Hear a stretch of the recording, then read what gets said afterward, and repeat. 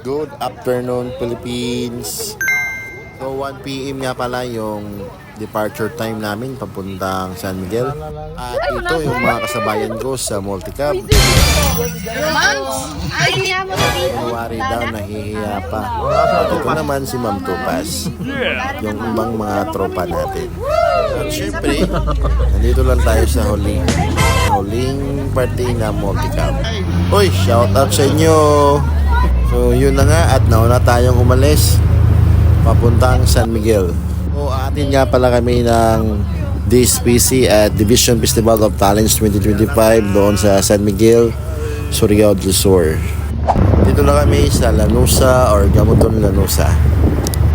So malapit na kanilang surfing festival dito sa Lanusa. Kaya ganyan, maraming tao dito sa Lanusa. So after ng 1 hour, dito na tayo sa Tandag City. Ay, lapit. Ay, sir. What?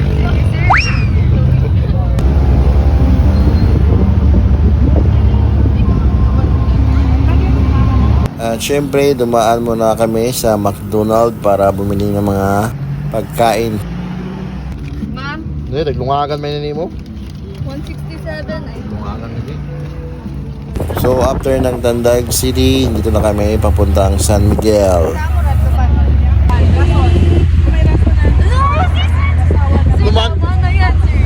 Tama na yan.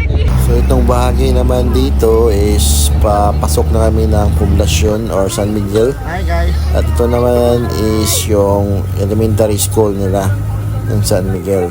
So after ng mga ilang minuto, andito na kami sa aming binyo or billeting quarter namin dito sa Carumata. Sobrang layo ng Carumata from the proper or from poblasyon. So mahaba-habang biyahe rin. Kasi 9 kilometers plus yung biyahe namin from Center to Carumata. So ito yung elementary school ng Carumata. So ayan. So nabutan pa kami dito ng brown out. At pagkagabi naman, pagkatapos kumain, dito na yung iba, naka-ready na for practice kasi bukas bakbaka na. Wala na ng contest bukas. So ayan, magawa na sila ng kanilang mga routine.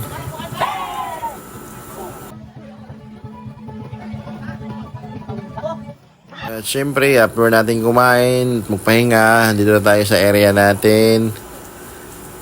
At nagpa-practice pa rin sila. At dito tayo, kinabit na natin yung duyan natin dito sa gilid. Kasi dito tayo matutulog. Nasanay na tayo kasi Boy Scout tayo eh. So dito na tayo sa labas ng room. So while nagpapahinga tayo or pahiga-higa tayo dito, so patuloy pa rin sila nagpa-practice dito. So yun yung mga bata. So yun lang para sa araw na ito. God bless everybody.